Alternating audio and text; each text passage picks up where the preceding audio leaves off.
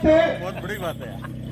उनके खिलाफ ये जो जितने जो महापुरुष हैं, उन महापुरुषों ने अपने विचारों के माध्यम से इस क्षेत्र में जन जागरण किया, लोगों को जागरूक किया और अपने हक अधिकार के प्रति लड़ने के लिए प्रेरित किया। और मैं वही विचार, ये जो महापुरुष हैं, उन महापुरुषों के जो उद्देश्य थे, इन उद्देश्यों को उन्हीं के विचारों के माध्यम से मैं पूरे करने की कोशिश करूंगा। साथियों, आज का जो कार्यक्रम है, अनुसूचित क्षेत्र में आरक्षण व्यवस्था, आरक्षण को लेकर महासम्मेलन,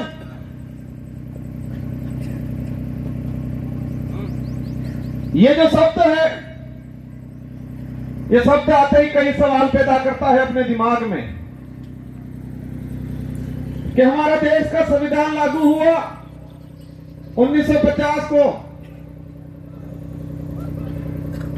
और आज 2024 हो गया और अभी तक उस संविधान के अंदर जो प्रावधान थे, उन प्रावधानों को आज तक धरातल पे लागू नहीं किया। उस बात को लेके बांसवाड़ा, डूंगरपुर और पूरे देश का ST/SC माइनॉरिटी समुदाय संविधान को धरातल पे लागू करो, उस बात को लेके आंदोलन कर रहा है। बड़े दुख की बात है कि संविधान बना और देश पे जो लागू हुआ,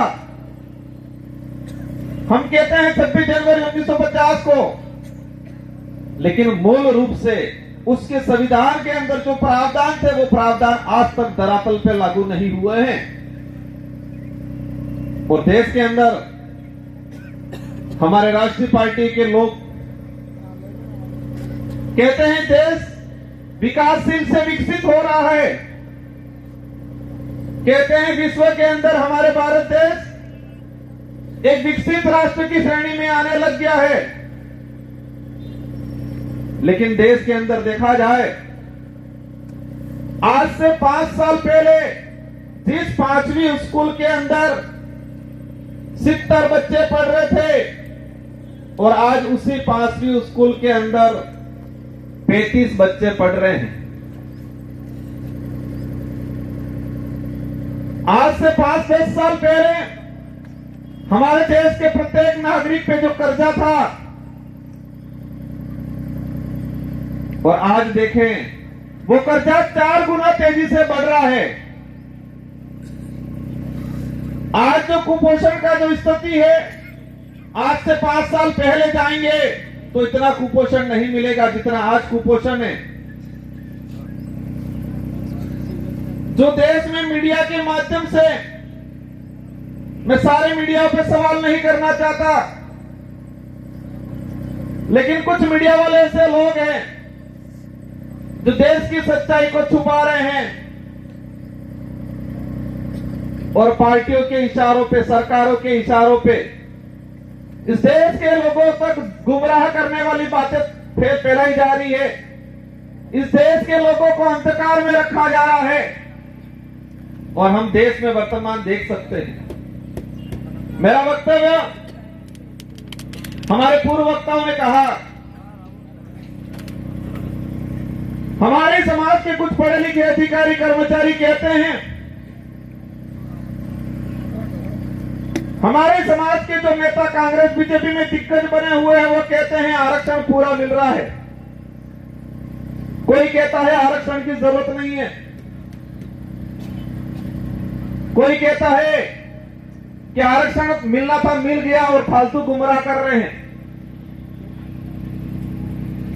हमारे क्षेत्र की जनता विचार करती है, हम कहते हैं आरक्षण मिलना चाहिए, वो कहते हैं आरक्षण मिल गया, कोई कहता है आरक्षण पूरा मिल रहा है। और हमारे क्षेत्र की जनता कंफ्यूज रहती है कि हकीकत क्या है।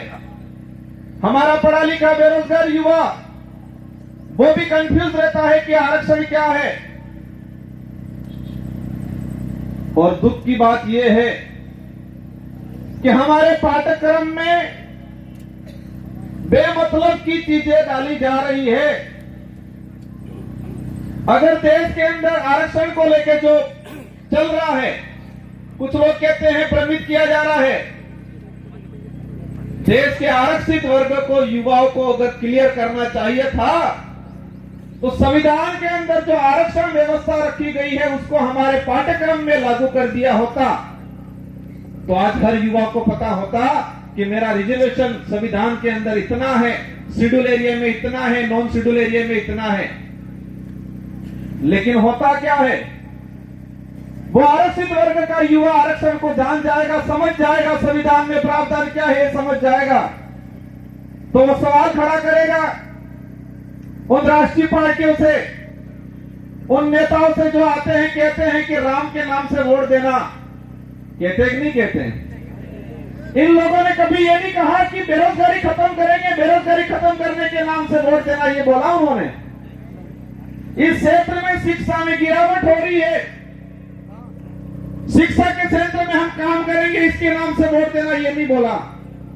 और इस देश का दुर्भाग्य है कि इस देश में ऐसे नेता पैदा हुए हैं जो खुद के समाज का तो भला नहीं किया, लेकिन जिस पार्टी का खाया, जिस पार्टी में पद प्राप्त किए, उच्च ओहदे पे गए, उस पार्टी के भी नहीं हुए।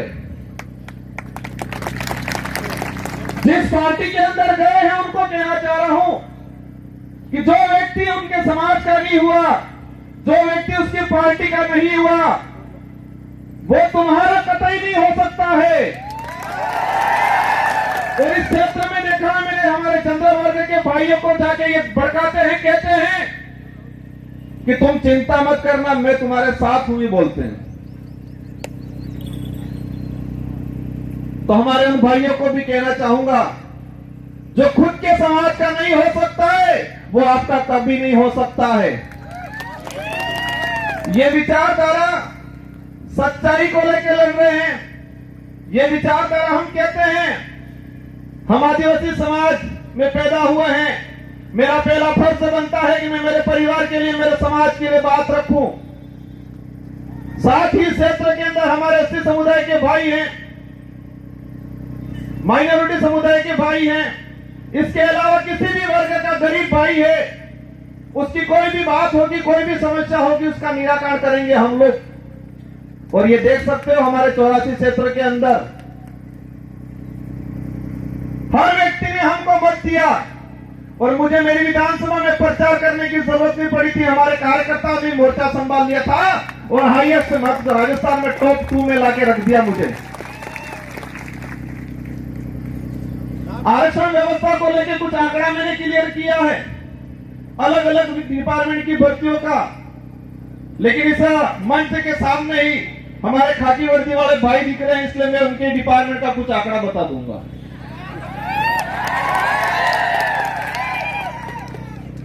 मैंने एक लेटर लिखा था 2020 में कि अनुसूचित क्षेत्र के अंदर आरक्षण व्यवस्था को लेकर 2013 के अंदर जो अधिसूचना जारी की है वो इस क्षेत्र के लिए काला कानून है, ये वर्ड यूज किया था मैंने अनुसूचित क्षेत्र के 1700 सरपंचों को पत्र लिखा था, सारे एमएलए एमपी को पत्र लिखा था, पूर्व एमएलए प्रधान को पत्र लिखा था। मैंने 2000 के करीब लेटर लिखे थे और उस लेटर में हेडिंग लिखी थी कि 2013 की अधिसूचना आदिवासी समुदाय के लिए काला कानून है, ये वर्ड यूज किया था मैंने। और उसी वर्ड को मैं आज एक्सप्लेन करना चाहूंगा, मैंने क्यों बोला था। ये समय का अभाव है, मैं शॉर्टकट निपटूंगा। हमारे साथ जो अन्याय हुआ है, हमारे साथ जो धोखा हुआ है, हमारे युवाओं के साथ, युवाओं की भावनाओं के साथ खिलवाड़ हुआ है, वो सभी गांठ बांध के रखना है, वो गुस्सा अंदर समाहित करके रखना है। और जब लोकतंत्र में एक अवसर आता है हर 5 साल में, उस दिन ये बदला एक साथ लेना है और उनका रगड़ा निकालना है। 2013 की अधिसूचना हुई पुलिस डिपार्टमेंट की भर्ती, 2013, 2016 और 2018 3 भर्तियों के अंदर 2312 कुल पद आए। मैं ये आज इसलिए कहना चाह रहा हूं कि इन्हीं कमल कांग्रेस के नेताओं ने और मुख्य रूप से 2013 में जो मंत्री थे, वर्तमान विधायक थे, जो ईडी के डर से आज भाजपा में चले गए, उनके ही कर कमलों से ये लागू किया गया था। अब इसमें क्या है प्रावधान? इन 3 भर्तियों की बात करें, कांस्टेबल भर्ती 2312 कुल पद आए। प्रावधान ये किया गया 45% एसटी को, 5% एससी को और 50% ओपन कैटेगरी को दे दिया जाएगा। मतलब ओपन कैटेगरी में कोई भी जा सकता है, एससी का व्यक्ति जा सकता है, एसटी का व्यक्ति जा सकता है। ये बात बोली उन लोगों ने, लेकिन आंकड़ा क्या आता है? मैं ऑल ओवर अगर बात करूं, एसटी को मिले 828, 2312 में से एसटी को मिले 828